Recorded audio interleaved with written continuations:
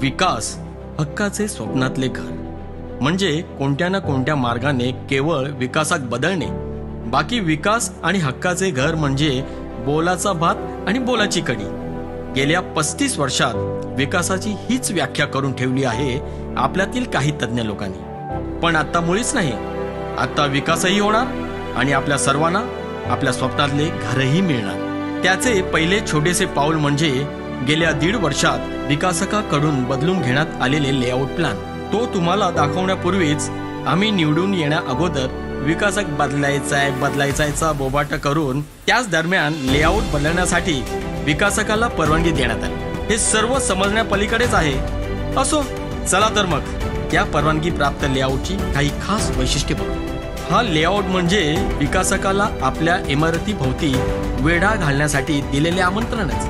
आपल्या संपूर्ण प्लॉट क्रमांक 10 साठी केवळ एक इमारत, तीही तडजोड करून बसवलेली, ना तिला कुठला आकार ना वकार, त्यात भर म्हणजे तिच्या भोवती वेढा घालून बांधण्यात येणारा विकासकाच्या गडगंज विक्रीच्या टोलेजंग इमारती। परिणामी त्यामुळे भविष्यात होणारा आपल्या सर्वांचा कोंडमारा, यामुळे आपल्या सर्वांना आयुष्यभर न मिळणारा सूर्यप्रकाश व हवेचा कोंडमारा या उपाययोजना करण्यात आल्या होत्या। एका मजल्यावर एक मंडळ, हो मंडळच म्हणावे लागेल, कारण एका मजल्यावर 55 ते 60 सदनिका बसवण्यात आल्या होत्या, त्याही झोपडपट्टीच्या स्वरूपात। 7 ते 8 वेगवेगळ्या आकाराच्या व मापाच्या सदनिका। कोणाचा हॉल उभ्या पद्धतीचा तर कोणाचा आडव्या पद्धतीचा, म्हणजे इमारत व विकासाच्या नावाखाली आपल्याला मिळणार होती ते उभ्या पद्धतीची झोपडपट्टी। आपण केवळ खालून वर जाणार होतो, बाकी जैसे थे। दुकानेही आतल्या बाजूला, म्हणजे त्यांच्याही आयुष्यभरासाठी नुकसानच। इमारतीमध्ये जाण्या येण्यासाठी हजारो लोकांकरिता अभिनव नगरच्या बाजूने केवळ एक रोडची व्यवस्था। आपलं पहिलं ध्येय होतं ते या होणाऱ्या कोंडमाऱ्यातून सुटका। त्यानुसार आपण विकासकाकडून एका बाजूला आपल्या इमारती व दुसऱ्या बाजूला विक्रीच्या इमारती या पद्धतीचा लेआउट प्लॅन बनवून घेतला। यामध्ये प्रत्येकी 2 विंग असणाऱ्या एल शेप मध्ये 2 इमारती, मध्यभागी गार्डन, भव्य मंदिर अशी सुसज्ज पद्धतीची रचना। दोन्ही इमारती या रोड फेसिंग, परिणामी सर्व दुकाने ही रोड फेसिंग असणार। बाईक पार्किंगसाठी एक स्वतंत्र फ्लोर, प्रकल्पामध्ये ये जा करण्यासाठी 3 मुख्य प्रवेशद्वार, इमारतींच्या आवारात 4 चाकी ये जा करतील असे रोड, टेरेसवर सोलार पॅनल, इमारतींच्या समोर 6 मीटरचा रस्ता। एक इमारत ऑक्झिलम शाळेच्या बाजूला तर दुसरी अभिनव नगरच्या बाजूला। ऑक्झिलम शाळेकडील इमारतीमध्ये एका मजल्यावर 23 सदनिका, तिला 9 लिफ्ट, तर अभिनव नगरकडील इमारतीत एका मजल्यावर 19 सदनिका, तिला 8 लिफ्ट। सदनिकांची रचना समोरासमोर नाही, 2 ते 3 सदनिकांच्या मध्ये सूर्यप्रकाश हवा येण्याकरिता पुरेशी जागा सोडली आहे। शिवाय लॉबीमध्ये सुद्धा जागा सोडण्यात आली आहे। वडाळ्यात पहिल्यांदाच SRA प्रकल्पामध्ये मास्टर बेडरूम पद्धतीची रचना।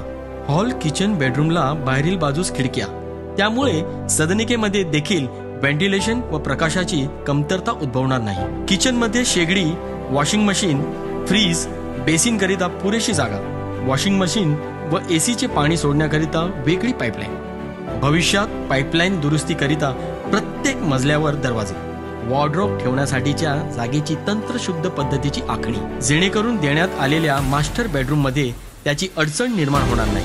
सुरुवातीपासूनच विकासकाने 40 मजल्याचा प्लॅन संस्थेला दिला होता, त्याचा संस्थेने तीव्र विरोध केला। मजले कसे कमी होतील हे सुचवण्यात आले।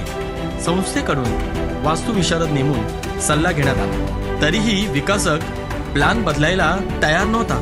शेवटी असहकाराची भूमिका घेतल्यानंतर प्लॅन मध्ये बदल करून 35 मजल्यांवर आणला। हा आहे आपल्या लोकांकरिता आमचा प्रामाणिक प्रयत्न। आता तुम्हाला मजल्यांची संख्या बघून भीती वाटत असेल, परंतु SRA प्रकल्प हा SRAच्या नियमानुसार राबवण्यात येतो। आपल्या झोपड्यांचे प्रमाण हे उपलब्ध जागेच्या तुलनेने जास्त आहे। गेल्या 30 वर्षात SRAच्या नियमात अनेक बदल झाले। सुरुवातीला 225 फुटांची घरे मिळणार होती, नंतर 269 फुटांची घरे। त्याप्रमाणे आपल्या प्रकल्पामध्ये इमारत 1 व 2 चे काम करण्यात आले। त्यानंतर 300 फुटांची सदनिका देण्याचा निर्णय घेण्यात आला। जशी आपल्याला मिळणारी जागा वाढली तसा विकासकाला त्या बदल्यात मिळणारा FSI वाढला। मुंबईमध्ये प्रत्येक इमारतीत आणीबाणीच्या परिस्थितीत रहिवाशांना सुखरूप बाहेर काढण्याकरिता प्रत्येक 7 मजल्यानंतर रेफ्युजी एरियासाठी जागा सोडणे बंधनकारक आहे. तसेच इमारतीच्या भोवती अग्निशामक दलाची गाडी फिरता यावी इतकी जागा सोडावी लागते. स्वतंत्र मीटर रूम, पाण्याच्या मीटरसाठी रूम, प्रत्येक 100 सदनिकांच्या मागे एक ऑफिस तसेच एक वेलफेअर सेंटर यामध्ये एक मजला व्यापला जाणार आहे. आपल्या प्लॉटवर PMC गार्डन, शाळेसाठी रिझर्वेशन तसेच ऑक्झिलम शाळेकडे महापालिकेकडून रोडसाठी राखीव जागा ठेवण्यात आली आहे. शिवाय आधीच आपल्या प्रकल्पातील 2 इमारती उभारण्यात आलेल्या आहेत. त्यामध्ये केवळ 250 लोकांना सामावण्यात आले आहे. या 2 इमारतींसाठीच्या नियमावलींचे पालन करून प्लॅनची रचना करणे बंधनकारक होते. प्लॉटवर जागेच्या तुलनेत झोपड्यांची संख्या जास्त, त्यात आपल्या लोकांनी 278 झोपड्या वाढवल्या. 67 BMCचे भाडेकरू जे परिशिष्ट 2चा भाग नव्हते. तसेच 1996 ते 2023च्या कालावधीत काही झोपड्या महापालिकेमार्फत पात्र करण्यात आल्या. एकंदरीत 400 झोपड्यांची प्रकल्पात भर पडली. प्रकल्पाच्या दिरंगाईमुळे झोपड्या वाढल्या, परंतु प्रकल्पाची जागा ही जैसे तीच राहिली. परिणामी मजल्यांच्या संख्येत वाढ, कारण घर तर सर्वांना द्यायचीच आहेत आणि ती उपलब्ध असलेल्या जागेमध्येच द्यायची आहे. हा प्रकल्प म्हणजे केवळ इमारत उभारणे नव्हे, तर सन्मानाने जगण्याचा हक्क पुन्हा मिळवण्याचा लढा आहे. जुना अन्यायकारक लेआउट नाकारून आपण मिळवलेला हा नवा आराखडा म्हणजे विकासकांच्या अटींना झुकवून आपल्या हक्कांसाठी उभं राहिलेलं उत्तम उदाहरण आहे. हे स्वप्न आहे आपल्या सगळ्यांचं आणि आता ते साकार होणार आहे. हे फक्त घर नव्हे, हे आहे आपल्या संघर्षाचं यशस्वी फळ. तर मित्रांनो, आता मागे वळून पाहायचं नाही. आपण एकमेकांचे हात धरू आणि विकासाच्या मार्गाने एक पाऊल पुढे टाकू.